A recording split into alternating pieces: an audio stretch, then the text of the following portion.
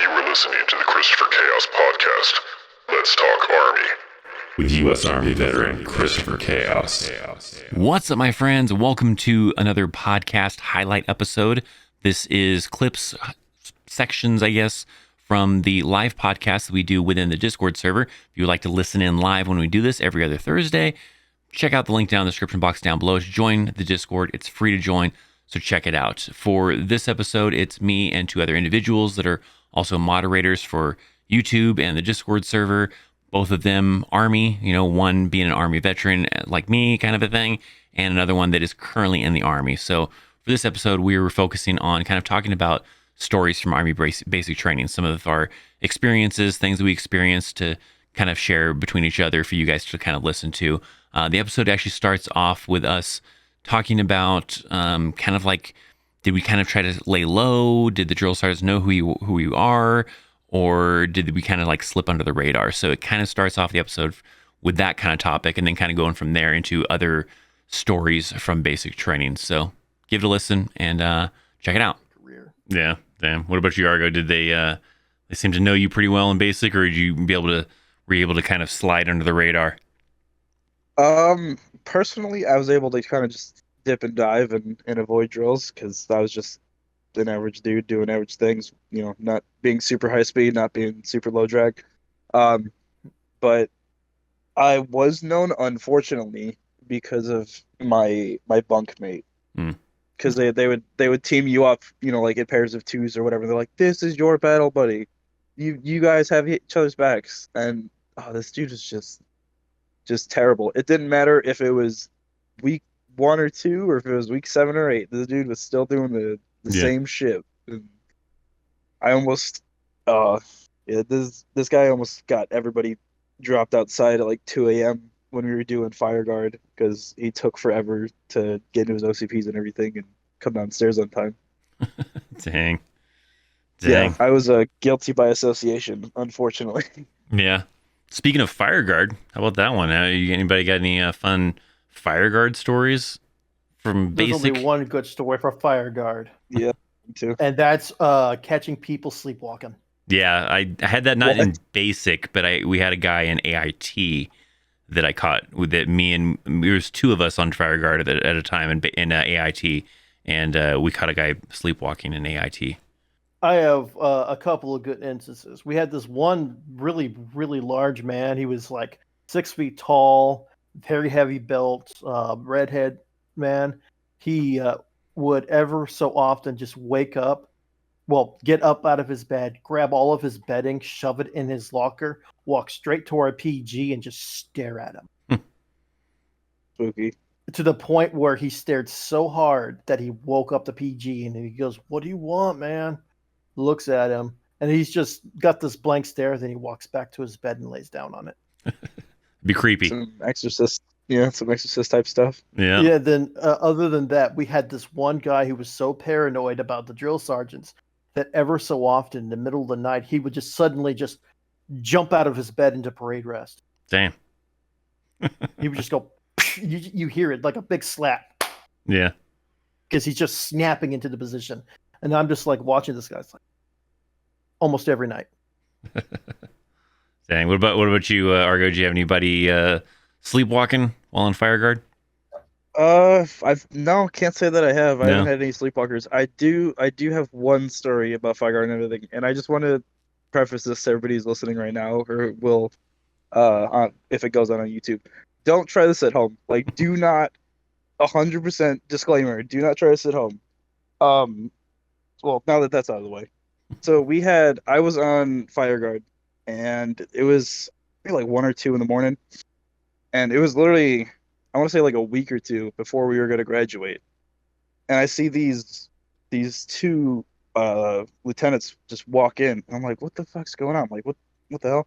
And they went upstairs, and then we had like drills come down and everything. So it turns out that some people had this kind of like a moonshine operation in another platoon where they were somehow obtaining the giant jugs of hand sanitizer. And then I can't remember, it might have been either from the DFAC or from MREs or something. They somehow got like salts that they smuggled in, and they would distill the hand sanitizer, which you're not supposed to really be drinking like rubbing alcohol or anything, but Yeah. they did, Damn. and they got really fucked up about it, and then people caught him, being drunk in the biggies and stuff in the middle of the night, and told drill sergeants, and then they called the MPs. So Dang. That's crazy. I don't know what happened. Yeah, I don't know what happened to them. They were just taken away. So I don't know if they got UCMJ'd or what. Wait, LTs? Did you say LTs? One of them was a first lieutenant. I can't remember what the other one was, Hmm. but they were MPs. That's crazy. I was gonna have that one butter bar. Yeah. Yeah. So I have two fire guard stories. One sleepwalking one, and one just a crazy story in basics. So the sleepwalker one was actually an AIT though. That one wasn't super crazy, but there was only one sleepwalker kind of individual that I ran into, and me and this other guy, we were on fire guard together, and we were just like kind of bullshitting in the hallway, and we saw this one guy coming from down the other end of the hallway, marching like towards us. And we're like, what the fuck is this guy doing? And this guy was kind of like marching towards us, and he marched past us. And at the end of the hallway, there was a drinking fountain. And he got to the end of the hallway and got pretty close to the wall and just stopped and was just kind of standing there at the position of attention, staring at the wall for maybe like 15 seconds or something like that, 10 seconds. And then he does an about face, like the actual movement about face, and then starts marching back. And so he goes back into the room and everything like that. And we're like, what the fuck was that all about? And then maybe 5 or 10 minutes later, he comes back out. And he's just walking normal. He walks past us. We think he's sleepwalking, but it turns out he's not sleepwalking this time, though. We thought he was, though. And so we were like, oh, shit, this guy's sleepwalking again. And so he walks past us. He goes over to the drinking fountain, takes a drink this time, though, and then walks back over towards us and stops. And he's like, what's up, guys? And we're like, oh, shit, you're awake. Hey. And he's like, what? What are you talking about? And he's like, dude, earlier you just, like, I'm pretty sure you were sleepwalking. You just walked down the hallway, stopped at the end of the hallway, were staring at the wall for a little bit, and then did an about face and walked back. He's like, what? Really? For real? It's like, yeah, we just sat here and watched this. And so he was all surprised. Yeah, I guess he must not have known he was a sleepwalker, I guess. I don't know. So that was my sleepwalking story wise. Fairly interesting. Yeah, it was weird. And then just fire guard in general one, there was a good story from basic training. I was on fire guard. It was just, I think I was just by myself because I don't think we did battle buddy fire guard in basic. I think it was just me by myself. And it was, I want to say it was probably a Friday night. It would make sense if it was a Friday night because it was late at night, middle of the night. I'm on fire guard, and one of our drill sergeants, he comes in, and I could tell he was drunk.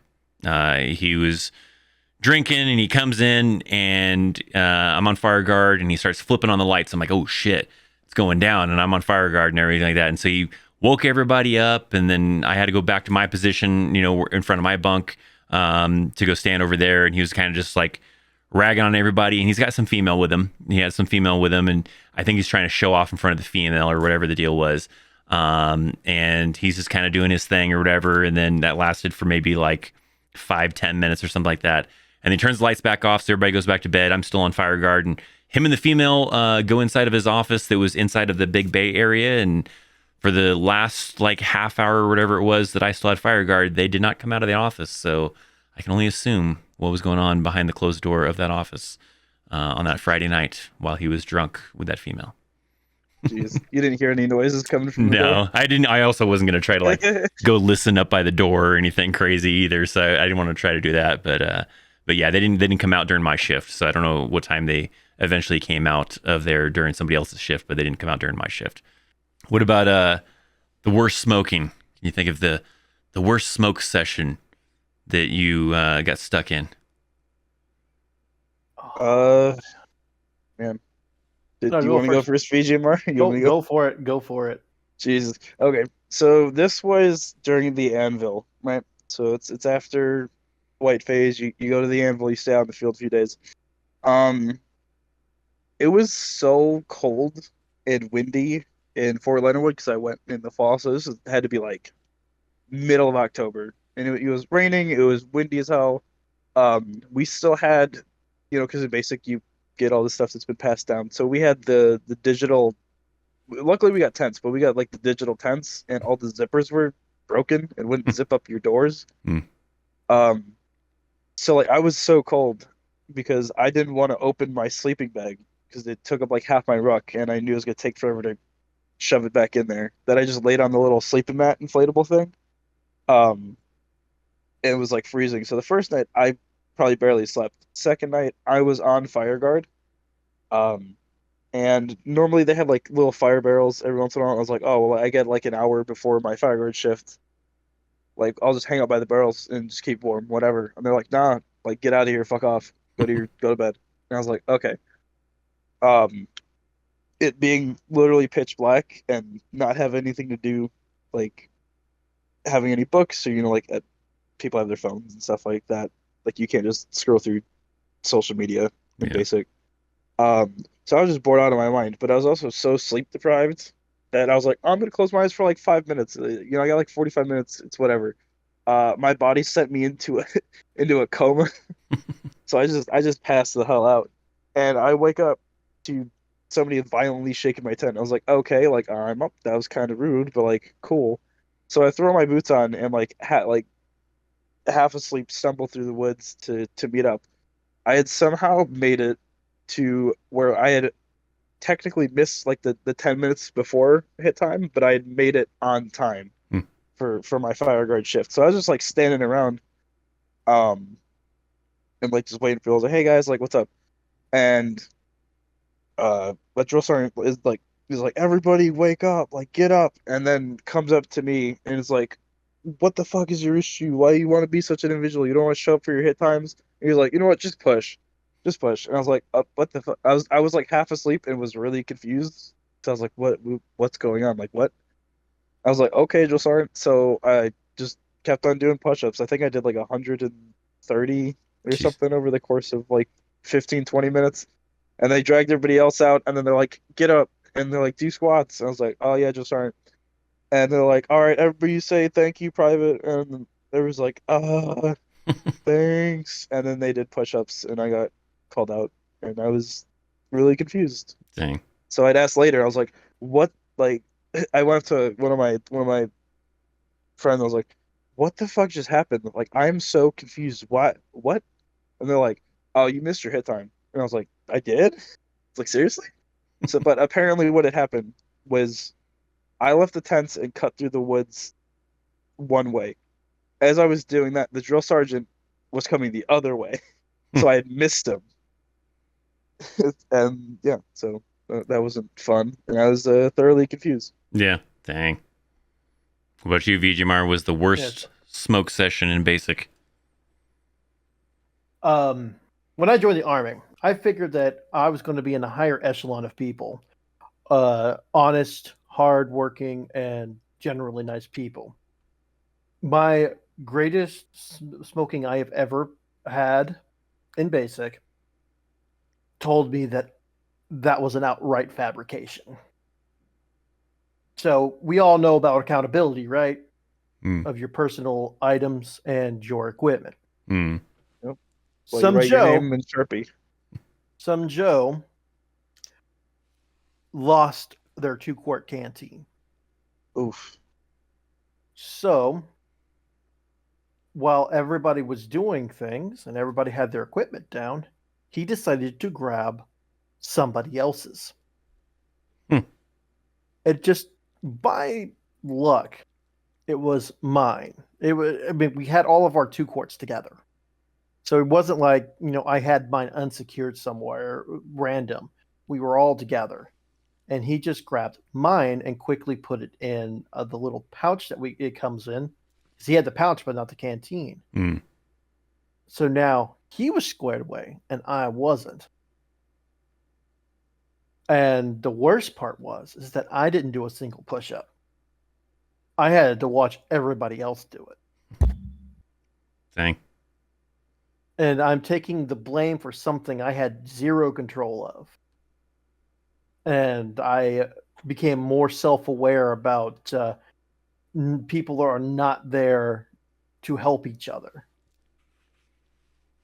That's the biggest lesson I had to learn in basic. Yeah. Is that nobody was there to support me. I was there to support myself. Crazy. Yeah. Fun times.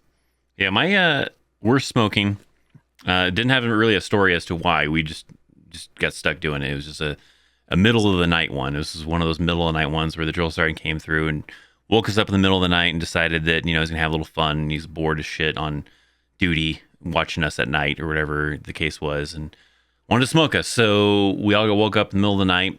He told us to get inside of our sleeping bags. So we had to grab our sleeping bags that we had, get inside of them, zip them up to where the only thing that was kind of sticking out was our heads, really. The bunk beds that we had, well, we didn't have bunk beds in our bay. It was a big, large bay with wall lockers and just beds that probably were bunk beds at some time, but didn't have the upper half. It was just the lower half. So it was all lower halves of the beds, all in the entire bay. So we're all inside of our sleeping bag, and he's making us go over under all the bunks. And so they're all in a row. It's all one big open room and stuff like that. So he goes and starts on one end, and he's like, all right, let's go over under. And so you're going over the bed and fucking up somebody's bed. And well, I guess they were already fucked up because we were asleep anyways. So we just got woke up in the middle of the night. So we're going over one bunk and then under the next one, then over the other one and under the next one, over the other one, over under the next one. We did that through the whole bay all the way. It was probably like, there's probably 1, 2, 3, 4 rows, and each row probably had about maybe 10 beds or so, 20 beds, something like that. So there's quite a few. So you did quite a few over and unders, and got all the way to the end. And once we got all done with all the way to the end, then he was like, all right, put your shit away, go to bed. And so we had to go back to bed. And so that sucked. Yeah, no, fuck that. It was exhausting. It was pretty tiring trying to over, especially it was kind of a pain because you couldn't really actually put your arms all the way out. You kind of had to just push with what slack you had in your sleeping bag to get you up onto the bunk, and then kind of worm your way over and then under the next one, and then worm your way back up and over and stuff. So yeah, it was a challenge. Well, Jeez. I'm pretty sure everybody was tired after that. Yeah, oh yeah. I mean, we were already tired anyways. We were middle of the night and just woke up in the middle of the night to do that and then go back to bed. So it was fun. What about FTX? Anybody have any amazing stories from the little final FTX you have to do at the end to culminate everything and put it all together? Somehow, me and another soldier, we set up our cots and we got our uniforms crossed. So and apparently it wasn't just me and that guy. So I had this one dude's BDU top on, and he had somebody else's. And instead of fixing ourselves when we realized it, we just answered to each other's name. So screw it, and so we're gonna roll with it. Yeah, drill sergeants didn't care. Yeah, nice. And that was during the FTX. But yeah, it was during the FTX. It was. I can remember that it was cold and like freezing cold in the mornings, but it's so humid and hot in the afternoons. It was crazy. Yeah. See, I was in Georgia, so it was very humid and hot in August. So that was the rough thing. What about you, Argo? Do you have any special story that stands out from your FTX that you remember specifically? I almost got shot in the back. Oh, damn. If that counts. Yeah. Yeah. So did you guys do the buddy team live fire? I don't think when I did it, I don't think we did it with live rounds though. I think we did it with blanks. You're talking about like convoy security and stuff like that. No, you're probably talking about the I'm up, I'm down, and then you're like, I got you covered, buddy, on the move, and you do all that crap. Yeah, it's just like leaps and bounds and stuff. Yeah. So, but we were working with live rounds, and of course they paired us up by our battle buddy pairs and stuff, and like I said earlier, that my bunkmate wasn't the brightest bulb in the box. So we were going, and the dude didn't really know how to shoot, and I don't know if his like hand slipped or what, but he ended up sending it around pretty close to me. Damn. I think it was about like I don't know, maybe like 3 or 5 meters away, and then he got bodied by a drill sergeant real quick. Dang. Actually, now that I think about it, I think we did do a live fire. I remember we did a blank portion of it, and I think we did do a live fire portion of it, but they had us pretty well spaced out to where hopefully you couldn't possibly shoot your battle buddy because you were a pretty good like distance where I think we were probably a good like maybe 100 meters, 50 meters, something like that apart from each other to try to prevent us from being able to do anything like that. So I think now that I think about it, I think we maybe did do a live fire portion of it, but we were pretty far spaced out, I think. Yeah, I mean it was spaced out, but I don't know if it was because he was running and then like you had your weapon downwards while you're running, and then I don't know if he just like hit something or slipped or whatever, but sent around and his muzzle was pointed vaguely at me, so Dang. it was pretty spooky. Yeah. But yeah, no. Dang. I almost got shot in basic too. Oh, really? How'd you? Yeah, the convoy live fire is what I was thinking of. Oh, so like in vehicles though? Doing a convoy. Yeah, we were in vehicles, and then what we'd do is we dismount, and then we set up, and they had some concrete barriers next to us, and we had this really short guy. He was like right directly next to me. I got down, went to the concrete barrier, and started firing over the concrete barrier. He gets down, runs straight to the concrete barrier, starts shooting before his weapon was up. The bullet hits the barrier, and I hear a buzz right next to my ear, and I like froze for like a moment because that's like, and I was like, oh crap. And then I turned around and I see my battery commander, who was one hulking man, picking up this short dude and just slamming him into the ground and then going, "Are you okay?" And I'm like, I think so. I had no pain on your body. And I'm just like, oh my God, I almost got shot. Damn. That's crazy. I mean, it buzzed by my ear. He was directly next to me. That could have been bad. Yeah. No. So going back to the FTX thing, I have two stories that I always remember from my FTX. The first one was when I went to basic in Fort Benning, they made us dig full-on foxholes. I don't know if you guys had to dig like a full-fledged foxhole or not, or if they just made you do hasty positions where they're just like maybe a little bit deep and you kind of laid inside of it. Did you guys have to do just that, or did you guys have to do full-on foxholes? I had to do full-on foxholes. Did you? What about you, Argo? Oh, sorry. Go ahead, Vegemar. No. I was about to say the same thing. What about you? Yeah. Actually, they didn't make us dig foxholes. I don't know if that was just because it was kind of, in the midst of the pandemic and everything, or what. But then again, I was also in Leonard Wood in coming up on winter, like September, October, like late fall. So I don't know if the ground was just too solid at that point or what. But I mean, I got issued an e-tool. I got it right over here. Yeah. So, and they made us, they had us pull it out and wrap color tape around it and stuff like that to identify which platoon it belongs to, and write your name in Sharpie and everything. Yeah. But yeah, no, we never used it, unfortunately. I wish we did. I would have been under the impression that you wouldn't have to do it because foxholes aren't really as compatible to the current type of warfare we do now. Yeah, not so much. So, I was at the very end of them teaching trench warfare. Yeah. So like we had to during the FTX, we had this big circular perimeter we had to set up. So it was me and you had a battle buddy. So everybody had battle buddied up, and you had to dig a foxhole for your position. And so we basically, in this perimeter that we set up, we had to maintain 24 hours of security. So we had to rotate with you and your battle buddy between us doing classes during the day, and then once it became to the night, then you had to rotate with you and your battle buddy to maintain somebody in that foxhole at all times. And but first we had to dig that foxhole. And the position that they stuck me and this other dude in was near a tree. And the entire foxhole we were trying to dig was just filled with roots from this tree, big roots. Some of them were pretty good sized roots too. And that's all we had was a stupid e-tool. We don't have an axe. We don't have a shovel. It's just an e-tool. And so we were spending way longer than everybody else. Everybody else was able to dig their foxhole in maybe like half hour, whatever it was, kind of a thing.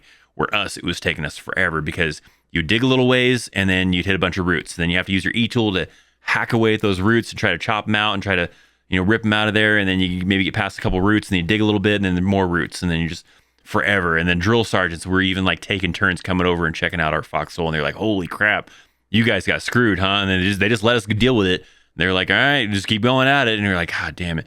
So we spent like forever trying to get this stupid foxhole dug. And eventually, I think they just kind of felt sorry for us because you're supposed to get the thing deep enough to where whoever the tallest person is, I think which was me, it would be able to stand inside of it with the hole up to your armpits. So that way the only thing that's sticking out when you're standing inside the thing was just your shoulders and your head is the only thing that's sticking out. And we couldn't get it that deep. I think we got to maybe it came up to kind of like the lower torso of my chest kind of a thing. So we probably still had another maybe like couple feet to go. And they decided, hey, you guys are good. You guys can just roll with that. Just bend down a little bit. You'll be fine. And so they kind of felt sorry for us, I think. And we just got so screwed with that position on that foxhole. It sucked. It was horrible. So that was crazy. That was one of the things. And the second one that I always remember from that FTX is you had to practice doing an ambush and getting ambushed. And I don't know, did you guys still have to do that too when you guys went through basic? Yeah, I did. Yeah. So we've first, I think we got ambushed first. My group did. And so you just kind of just a little short little road march kind of a thing. And then come up across these people that are set up to ambush you. And then they ambush you and you return fire and do a couple little things or whatever. And then that went for a little bit and then switch. And then, so then we go and we move down the road somewheres while they're doing some other stuff and talking amongst each other or whatever. And then the drill sergeants march us down towards us and to discover where it is the ambush is at. So I get set up in my spot on top of this little hill or whatever behind some trees and stuff. And, we're worried that, you can't give away your position and you got to make sure you're really quiet so they don't know that you're over there and stuff like that and you're hidden. And so you're worried that if you do make some noise that, the drill sergeant's going to get on you, they're going to chew you out and maybe smoke the crap out of you. Well, it just so happened to be, and it's dark as hell, by the way, too. And so you can't really see much of anything. And so it just happened to be that my position of where I was laying was on top of an anthill. And I didn't start to discover that until I kind of noticed that I was kind of getting bit on my arm. And so I'm still trying to be super quiet because the drill sergeants are nearby and they're making sure that everybody's, staying down and staying quiet and everything like that. So in order to try to kill these damn ants to hopefully get them to stop biting me, I'm just trying to roll my arm around so that way I can just kind of crush them that way because I can't start smacking them and start doing stuff and I can't move. I just kind of try to stay there. So I'm sitting there trying to roll my arm around in the dirt, trying to see if I can't squish these ants and try to move them around. And I think I'm trying to do that. And one of the drill sergeants even come around. I was like, what the F are you doing?